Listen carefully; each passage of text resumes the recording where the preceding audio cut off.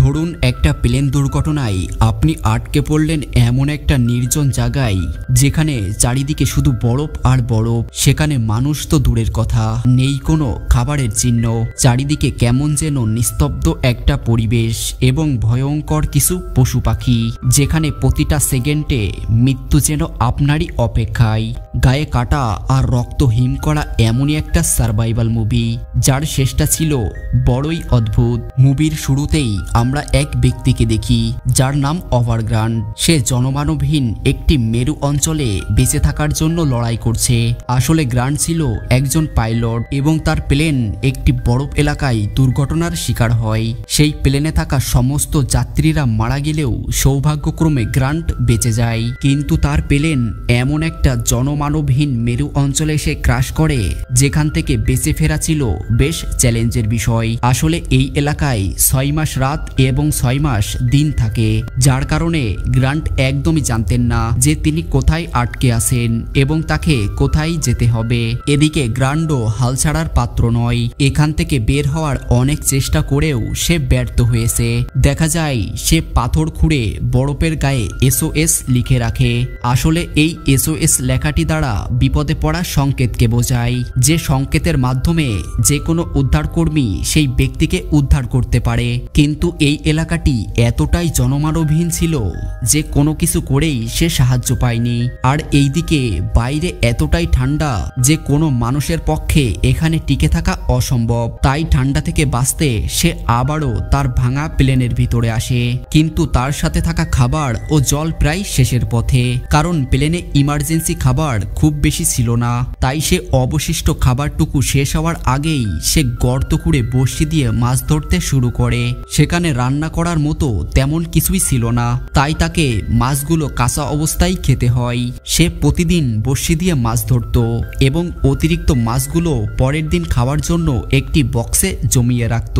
কিন্তু দুর্ভাগ্যের বিষয় হলো তার কাছে ছিল না কোনো ম্যাপ, যার কারণে সে এটাও বুঝতে পারছিল না যে সে আসলে কোন অঞ্চলে এসে আটকে পড়েছে। তাই সে নিজে নিজেই একটি ম্যাপ তৈরি করে এবং সাহায্যের আশায় রেডিও ট্রান্সমিটারের সাহায্যে আশেপাশে সিগন্যাল পাঠাতে থাকে। কিন্তু প্রতিবারই সে ব্যর্থ হয়।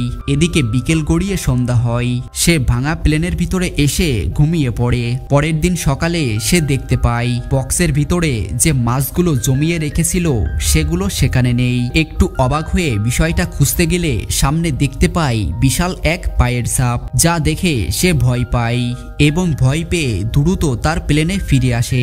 কিছুটা সময় পর সে আবারও বাইরে এসে রেডিও সিগন্যাল পাঠানোর চেষ্টা করে, কিন্তু দূর থেকে সে একটি ভাল্লুক দেখতে পায়, যা দেখে সে আরো ভয় পেয়ে ওঠে।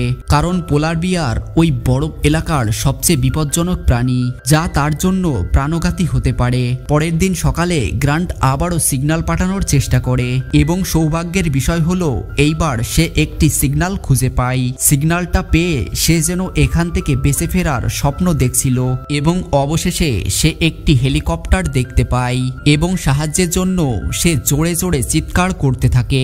কিন্তু দুর্ভাগ্যের বিষয় হলো এমন সময় সেখানে তুষারঝড় শুরু হয়ে যায়, যার কারণে সেই হেলিকপ্টারটি ঝড়ের কবলে পড়ে এবং নিয়ন্ত্রণ হারিয়ে হেলিকপ্টারটি ক্র্যাশ করে। চোখের সামনে এমন দুর্ঘটনা দেখে গ্রান্ট যেন তার বেঁচে থাকার শেষ আশাটাও ছেড়ে দিয়েছিল। সে দ্রুত হেলিকপ্টারের কাছে পৌঁছায় এবং দেখতে পায় পাইলটটি আর বেঁচে নেই। কিন্তু হেলিকপ্টারের ভিতরে একটি মেয়ে পাইলট ছিল, যে বেঁচে থাকলেও গুরুতর আহত।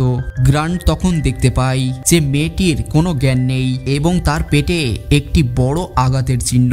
সে ওই হেলিকপ্টারের ভিতর মেডিকেল কিট খুঁজতে থাকে এবং অনেক খোঁজাখুঁজির পর সে কিছুটা ব্যান্ডেজ দেখতে পায় এবং সে ওই মেয়েটির ক্ষতস্থানে ব্যান্ডেজ করে দেয়।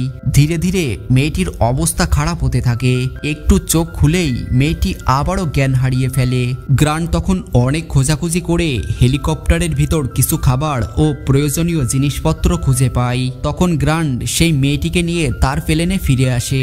দেখা যায় মেয়েটি ঠান্ডার কারণে আরো অসুস্থ হতে থাকে।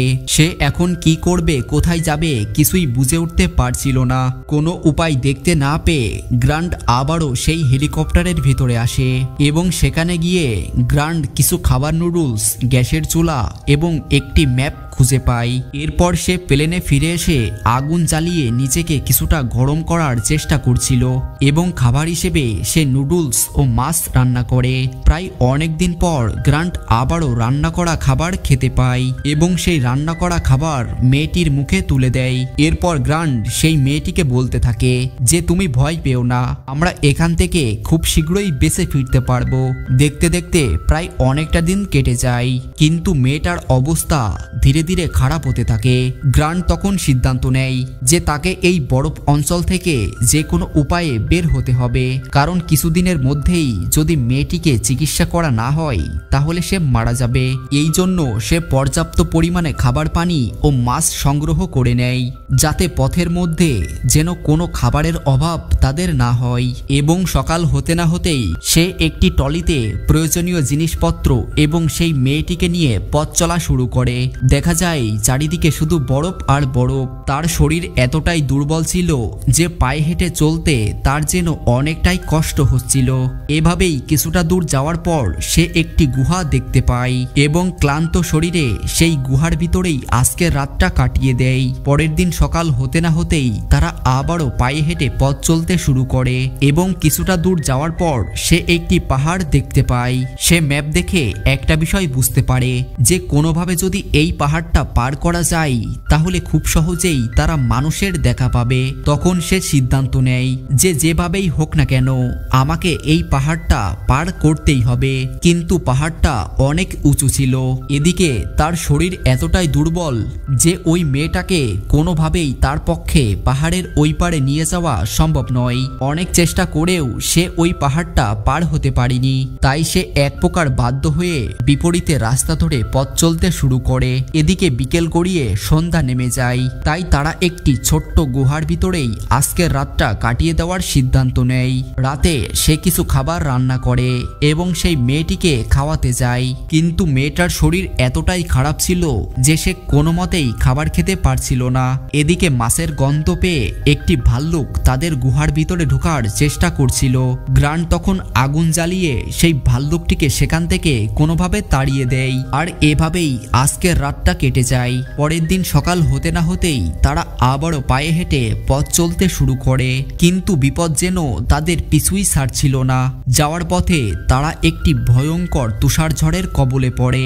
ঝড় থেমে গেলে তারা আবারও পথ চলতে শুরু করে এবং কিছুটা দূর যাওয়ার পর গ্রান্ট হঠাৎ করেই থেমে যায়।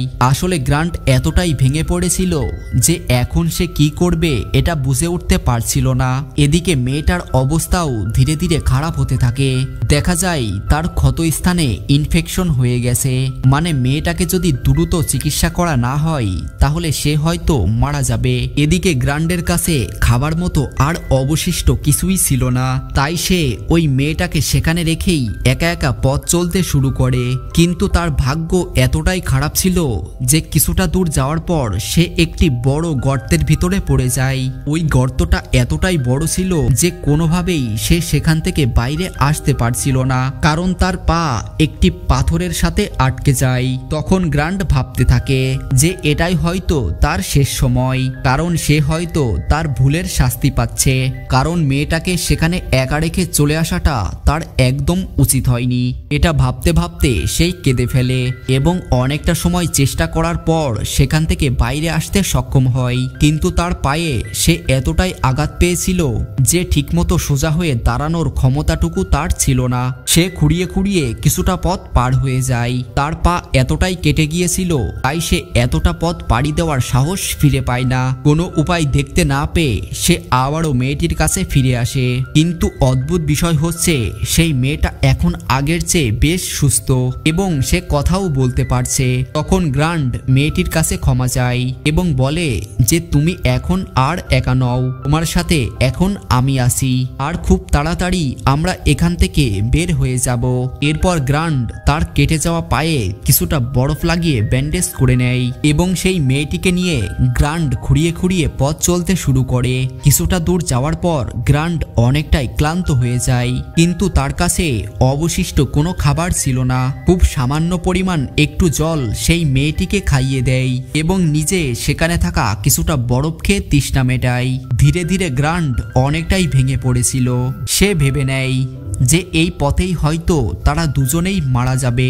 সে বুঝে উঠতে পারছিল না যে এভাবে আর কতটা দিন কতটা পথ তাকে চলতে হবে। আদৌ কি তারা এখান থেকে বের হতে পারবে নাকি এখানেই তারা মারা যাবে। এই কথাগুলো ভাবতে ভাবতে সে আবারও পথ চলা শুরু করে। আর এভাবেই খুঁড়িয়ে খুঁড়িয়ে সে অনেক কষ্টে একটি পাহাড়ের উপরে উঠে আসে এবং সৌভাগ্যক্রমে তারা দূর থেকে একটি হেলিকপ্টার দেখতে পায়। কিন্তু দুর্ভাগ্যের বিষয় হলো চিৎকার করে সাহায্য চাওয়ার মতো শক্তিটুকু তাদের মধ্যে ছিল না। তখন সে তার সাথে থাকা ফায়ার গান জ্বালিয়ে হাত নাড়াতে থাকে, কিন্তু দূর থেকে হেলিকপ্টারটি তাদেরকে দেখতেই পারছিল না। তাই সে নিজের শেষ সম্বলটুকু অর্থাৎ নিজের জ্যাকেটে আগুন লাগিয়ে সাহায্য চাইতে থাকে। কিন্তু তার ভাগ্য এতটাই খারাপ ছিল যে হেলিকপ্টারটি তাদেরকে দেখতে না পেয়ে সেখান থেকে চলে যায়। চোখের সামনে এমন দৃশ্য দেখে গ্রান্ট যেন তার বেঁচে থাকার শেষ আশাটুকু ছেড়ে দিয়েছিল। সে এটা ভেবে নেয় যে এখানেই তাদের মৃত্যু অনিবার্য। এই মেরু অঞ্চলে তার বেঁচে থাকার একমাত্র সম্বল ছিল সেই জ্যাকেটটি, যেটাও ইতিমধ্যে আগুনে পুড়ে শেষ। গ্রান্ট মেয়েটিকে সাহস দিয়ে বলতে থাকে যে তুমি একদম ভেঙে পড়ো না, আমরা নিশ্চয়ই এখান থেকে বেঁচে ফিরতে পারবো। কিন্তু অদ্ভুত বিষয় হচ্ছে সেই হেলিকপ্টারটি আবারও ফিরে আসে, অবশেষে তাদেরকে দেখতে পায় এবং তাদেরকে উদ্ধার করে সেখান থেকে হাসপাতালে নিয়ে যায়। আর এখানেই শেষ হয় আমাদের আজকের মুভিটা।